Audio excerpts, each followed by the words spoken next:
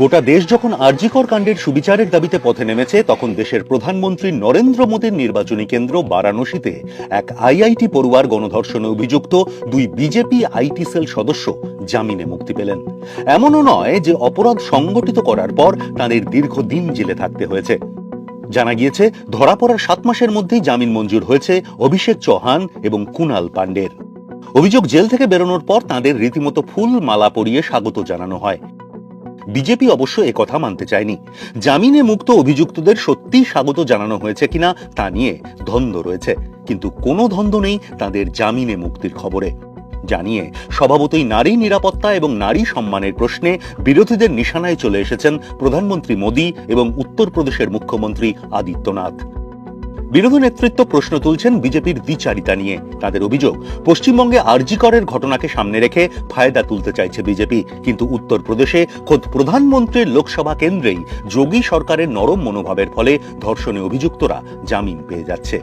2023 সালের 22শে November B Tech দ্বিতীয় বর্ষের পড়ুয়া এক ছাত্রীকে গণধর্ষণের অভিযোগ ওঠে। জানা যায়, হস্টেলের বাইরে এক সহপাঠিনীর সঙ্গে পায়চারি করছিলেন নির্যাতিতা। তারপরে কুণাল, অভিষেক এবং সক্ষম প্যাটেল নামে বিজেপি আইটি সেলের পদাধিকারী 3 জন বাইকে এসে তাকে জোর করে তুলে নিয়ে যান। সেখানেই আইআইটি পড়ুয়ার সঙ্গে গণধর্ষণ করা হয় বলে অভিযোগ। ঘটনার পরে 3 জনকেই মধ্যপ্রদেশে বিজেপির হয়ে ভোটের প্রচারে পাঠিয়ে দেওয়া হয়েছিল। পরে চাপের মুখে তাদের গ্রেফতার করা হয়। সে সময় নরেন্দ্র মোদী, আদিত্যনাথ, জেপি নড্ডা সহ বিজেপির শীর্ষ নেতাদের সঙ্গে ওই 3 জনের ছবি প্রকাশ্যে এসেছিল। গত 2রা জুলাই ইলাহাবাদ হাইকোর্ট থেকে প্রথমে অভিষেক, তারপর গত 4ঠা জুলাই কুণাল জামিন পান। সরকারি আইনজীবী 5টি ক্ষেত্রে কোনো তথ্য প্রমাণ দিতে না পারায় হাইকোর্ট জামিন মঞ্জুর করে। 29শে অগস্ট তারা জেল থেকে ছাড়া পেয়েছেন। অভিযোগ, যোগী সরকার জামিন খারিজের জন্য সেরকম কোনো চেষ্টা করেনি। জেল থেকে ছাড়া পাওয়ার পরে দুজনের পরিবারের সঙ্গে বিজেপির স্থানীয় কর্মীরাও আনন্দ অভ্যর্থনায় মেতেছিলেন বলে বারাণসীর কংগ্রেস নেতা অজয় রায়ের অভিযোগ।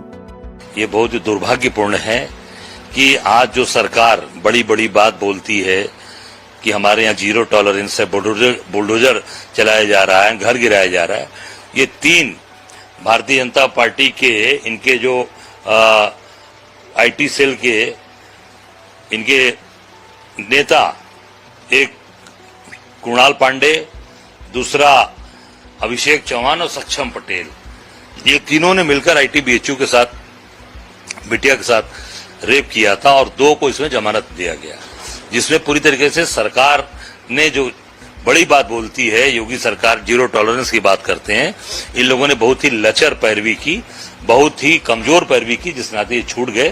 और छूटने के बाद भारतीय जनता पार्टी के लोगों ने उनका स्वागत, अभिनंदन, फूल बरसाए।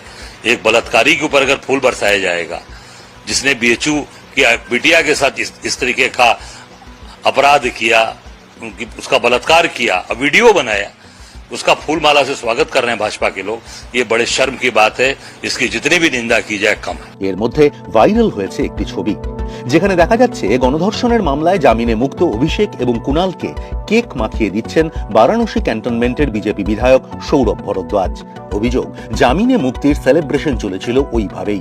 যদিও সৌরভ নিজে ওই অভিযোগ অস্বীকার করেছেন। তার দাবি, ওই ছবি 2021 সালের, বর্তমান ঘটনার সঙ্গে কোনো যোগাযোগ নেই।